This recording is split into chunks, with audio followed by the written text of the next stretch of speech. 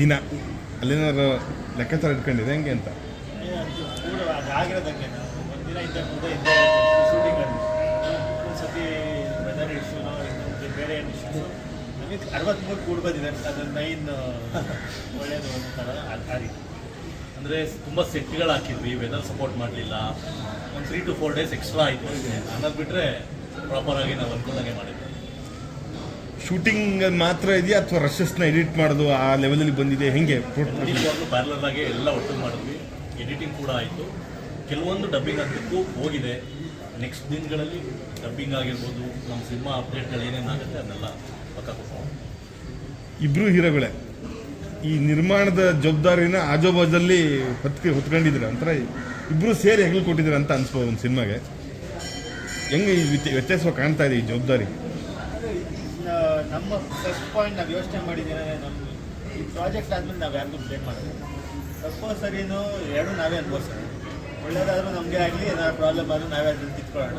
So ಆ ನಿಟ್ಟಿನ ನಾವು ಯೋಚನೆ ಮಾಡಿದೆ. ಯಾಕಂದರೆ ದೊಡ್ಡ ಜರ್ನಿ ನಮ್ಮಿಬ್ಬರದ್ದು ಒಂದು 7-8 ವರ್ಷದ ಫ್ರೆಂಡ್ಶಿಪ್. ಸೊ ಈ ಜರ್ನಿ ಸಾಕಷ್ಟು ಪ್ರಾಜೆಕ್ಟ್ಸ್ಗಳು ನೋಡಿದ್ದೀವಿ, ಅವ್ರದ್ದೇ ಆಗ್ಬೋದು ನಮ್ಮದೇ ಆಗ್ಬೋದು. ನಮ್ಗೆ ಅನಿಸಿದ್ರೆ ನಾವೇ ಯಾಕೆ ಒಂದು ಪ್ರಾಜೆಕ್ಟು ನಮ್ಮ ಜವಾಬ್ದಾರಿ ತೊಗೊಂಡು ಸ್ಕ್ರಿಪ್ಟಿಂಗ್ ಶೈಲಿಯಿಂದ ಜೊತೆ ಕೂತ್ಕೊಂಡು ವರ್ಕ್ ಮಾಡ್ಕೊಂಡು ಹೋಗೋಣ. ಟಚ್ಬಿಟ್ಟು ತುಂಬ ಸ್ಮೂತಾಗಿ ತುಂಬ ಚೆನ್ನಾಗಿ ಆಗ್ಬೋದು. ಕ್ಲಾರಿಟಿಯಿಂದ ಕೆಲಸ ಮಾಡೋದು ವರ್ಕ್ ಆಗುತ್ತೆ ಅನ್ನೋದೊಂದು ಎಕ್ಸ್ಪೀರಿಯೆನ್ಸ್. ತುಂಬ ಕ್ಲಾರಿಟಿಯಿಂದ ಸ್ಕ್ರಿಪ್ಟಿಂಗ್ ಸ್ಟೇಜಿಂದ ಇದಕ್ಕೆ ತುಂಬ ಈಸಿ ಆಯಿತು. ಆಮೇಲೆ ಏನು ಬೇಕು ಏನು ಬೇಡ ಪ್ರಾಜೆಕ್ಟ್ಗೆ ಇಲ್ಲಿ ಏನೂ ಎಕ್ಸ್ಟ್ರಾ ಅಲ್ಲ, ಕಂಟೆಂಟ್ ಒಂದೇ ಮೇನ್ ಅಂತ ನಾವು ಫಸ್ಟ್ ಡೇ ಒಂದಿಂದ ಕ್ಲಾರಿಟಿಯಿಂದ ಹೋಗಿರ್ತೀವಿ. ಅದರಿಂದ ಅದೇ ರೀತಿ ಮಾಡ್ತೀವಿ. ಆ್ಯಕ್ಟಿಂಗ್ ಮಾಡೋದಕ್ಕೆ, ಡೈರೆಕ್ಷನ್ ಮಾಡೋದಕ್ಕೆ, ಇನ್ನೇನು ಬರೆಯೋದಕ್ಕೆ, ಓದೋದಕ್ಕೆ ಕೆಲವೊಂದು ಸ್ಫೂರ್ತಿ, ನಿರ್ಮಾಣ ಮಾಡೋದಕ್ಕೆ ಯಾವ್ದಾರ ಸಂಸ್ಥೆ ನಿಮ್ಗೆ ಸ್ಫೂರ್ತಿ ಇದೆಯಾ?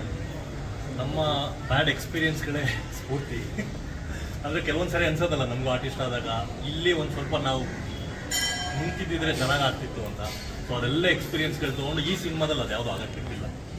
ಆ ಟೈಮಲ್ಲಿ ತುಂಬ ಹಂಗಾರೆ ಯೋಚನೆ ಮಾಡಿದ್ದೀರಾ? ತುಂಬ ಯೋಚನೆ ಮಾಡಿದ್ದೀವಿ, ಸಿಕ್ಕಾಪಟ್ಟೆ ಯೋಚನೆ ಮಾಡಿದ್ದೀವಿ. ಪ್ರೊಡಕ್ಷನ್ ಮಾಡೋದು ತುಂಬ ದೊಡ್ಡ ವಿಚಾರ. ಸ್ವಲ್ಪ ನಾಲೆಡ್ಜ್ ಇಟ್ಕೊಂಡು ಮಾಡೋದು ಅದಕ್ಕಿಂತ ದೊಡ್ಡ ವಿಚಾರ. ಸೊ ನಾಲೆಡ್ಜ್ ಇಟ್ಕೊಂಡು ಒಂದು ಈಕ್ವಲ್ ಮೈಂಡ್ ಆಗಿರುವಂಥ ಎಲ್ಲ ಪ್ರತಿಯೊಂದು ಫ್ರೆಂಡ್ಸ್ಗಳು ಸೇರಿ ಮಾಡೋದ್ರಿಂದ ಇಲ್ಲಿ ಯಾವುದೂ ಲೂಪ್ ಹೋಲ್ಸ್ ಇಲ್ಲದೆ ಸಿನಿಮಾ ಕತೆ ಬಿಟ್ಟು ಬೇರೆ ಯಾವುದನ್ನು ಎಕ್ಸ್ಟ್ರಾ ಮಾಡೋಕ್ಕೆ ಹೋಗಿಲ್ಲ. ನಾವು ಕತೆಗೆ ಏನು ಬೇಕು ಅದನ್ನು ಮಾತ್ರ ಮಾಡಿದ್ದೀವಿ. ಡೈರೆಕ್ಟರ್ ಏನು ನಮ್ಗೆ ಹೇಳಿದ್ರು ಅದನ್ನು ಮಾತ್ರ ನಾವು ಸಿನಿಮಾ ಮಾಡಿದ್ದೀವಿ. ಸೊ ತುಂಬ ಖುಷಿ ಇದೆ ಇಡೀ ಕತೆ. ಕಮಲಾದೇವಿಯ ದರ್ಶನ ಯಾವಾಗತ್ತೆ? ಕಮಲ್ ದೇವಿ ದರ್ಶನ ಸಾರಿ ಇದೇ ವರ್ಷ ಎಲ್ಲ ಅನ್ಕೊಂಡಂಗಾದರೆ 2-3 ದಿನ ಸದ್ಯದಲ್ಲೇ ಬಂದ್ಬಿಡ್ತೀವಿ. ಇಲ್ಲೇ ಬರ್ತೀವಿ. ಈ ದಸರಾ, ದೀಪಾವಳಿ ಈ ಥರದ್ದೆಲ್ಲ ಯೋಚನೆ ಇದೆಯೇನು? ಇಂಥ ದಿನ ಅಂತ ಪರ್ಟಿಕ್ಯುಲರ್ ಆಗಿಲ್ಲ.